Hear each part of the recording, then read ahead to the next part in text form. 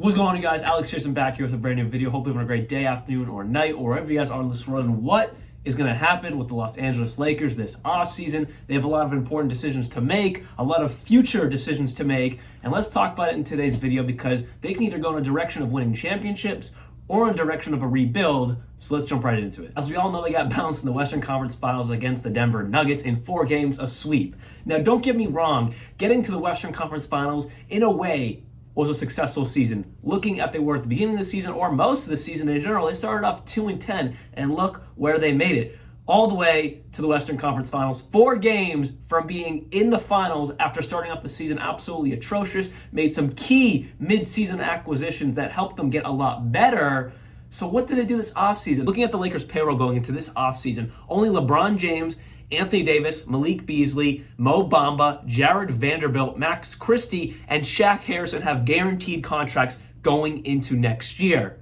Guys like D'Angelo Russell, Lonnie Walker, Rui Hachimura, Dennis Schroeder, Austin Reaves, Tristan Thompson, Troy Brown, the list goes on, do not have guaranteed contracts. They are free agents this summer. And then there's a few guys, G League guys, shout out Cole Swider. He went to my high school. He has a team option for next season. But yes, there are only a few guys who are locked up for next year. There could be a completely new Lakers team around LeBron James. And as we all know, he has a huge say of what goes on in Los Angeles. Now, out of all the guys whose contracts expire and are free agents this summer, D'Angelo Russell is one I want to talk about right now. Now, we saw in the playoffs, he fell apart. He kind of disappeared. No, he didn't kind of. He disappeared in the playoffs. Like he disappeared. When it mattered the most, he disappeared and was non-existent to help this team try to make it to a championship. With that said, Kyrie Irving, we don't know what's going to happen with him. There is a lot of money wrapped up with LeBron and Anthony Davis. The new CBA made it very hard to form super teams, form new big threes. It's going to be extremely hard for the Lakers to do that. So if I'm the Lakers, I would not just let that string loose on D'Angelo Russell. I would really consider keeping him because he's a lot cheaper than what Kyrie Irving would be, because Kyrie Irving's going to want the max. He's going to want all the money he can possibly get. This is going to be one of his last bigger deals of his career.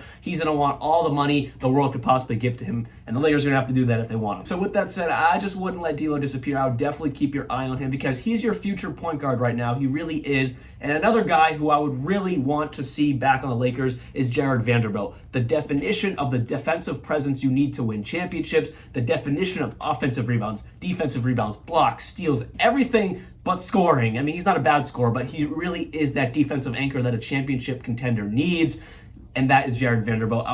He's only 24 years old. I would really keep your eye on him in Los Angeles. I would hope they don't get rid of him because he was one of the biggest role players, biggest factors defensively for the Lakers making a really deep run, because if they didn't have him, I think they would have been bounced in the first or second round easily because defense wins. We saw that with the Celtics. And he was a huge piece of that. Now let's jump into Austin Reaves. If you lose D'Lo and you lose Jared Vanderbilt, I would say Austin Reaves is a Laker next season. But since he showed that he is a starting caliber player on a good team, he is going to get a lot of money to be a starting caliber player on a subpar to bad team. Austin Reaves can possibly get upwards of an $80 million deal over 4 years for a subpar team that has the money to afford that. Now, the Lakers can't do that. They can only afford up to 4 years for $50.8 million. Now, Austin Reaves made it clear after they had eliminated in his final presser of the season that he wants to be a Laker. I want to be here. It feels like home to me in a sense. If you get a deal for $80 million, you cannot tell me you're not going to accept that, Austin. You cannot say that. Now, if he doesn't, he'll probably go back to the Lakers. But if Kyrie Irving or someone, gets a lot of money, you're going to be forced to go somewhere else, Austin. So it's going to be very interesting to see what happens with Austin Reaves because he wants to be there.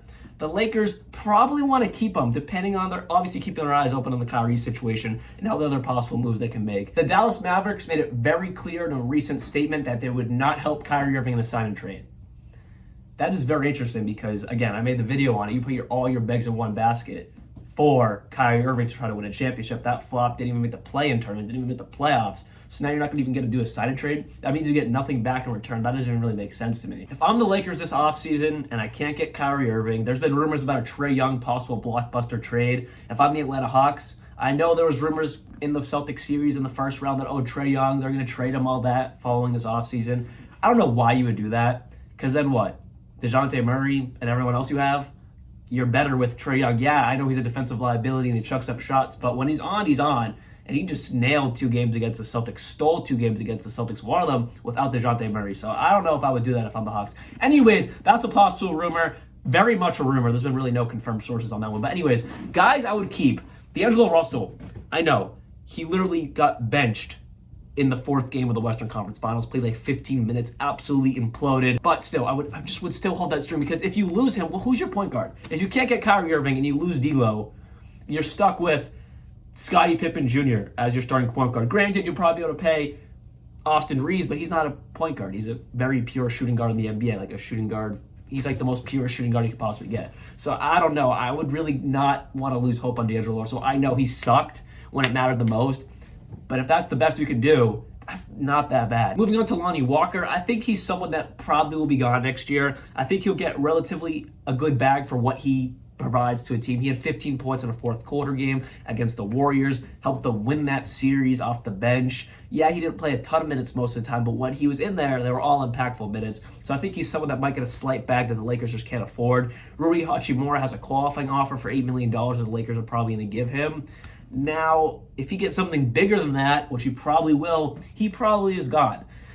I don't know if it's someone that the Lakers really value as someone that they have to keep. I mean, he's very much like a Kyle Kuzma-esque type of guy, and they just traded him. They just let him go. So I don't really know if, granted, it was for Russell Westbrook, but they still traded him. So I don't really know. Rui Hachimura, he's kind of a similar level, lesser level of a Kyle Kuzma. Obviously, Kyle Kuzma has turned into a really good player. But yeah, that's how I kind of picture Rui Hachimura's career going. Moving on to Austin Reaves, I think he's going to get that $80 million for 4 years. He proved it. He was honestly, after LeBron and AD, he was that best player on the court for the Lakers, no question. At times, he was playing better than Anthony Davis and LeBron James when they were just kind of cool. But yeah, Austin Reaves earned his money. The Lakers, they're going to give him that 50. They're probably going to offer him that, but I think Austin Reaves is going to get a bag. If he really, really wants to lose out on $30 million, by all means, go ahead, but I don't think he's going to do that. He may say he wants to be a Laker, but I feel like someone's going to offer him that, and he can just not refuse that contract. And that's about all the free agents that are super key guys. But yeah, again, like I said, there are 1, 2, 3, 4, 5, 6, 7 guys who are 100% locked up for next season. Who knows who's going to get traded? But yeah, there are only 7 guys 100% locked up for next season. That leaves another 7, 8 guys free agents. So I just wanted to talk about what this offseason is looking like for the Los Angeles Lakers. I will keep you guys updated if anything crazy happens, of course. Kyrie Irving, Austin Reaves gone. Trae Young, possibly? Is LeBron going to want to go somewhere? I don't think so. But yeah, anyways, hope you guys did enjoy this video. I'll be back very soon. And like always, peace out.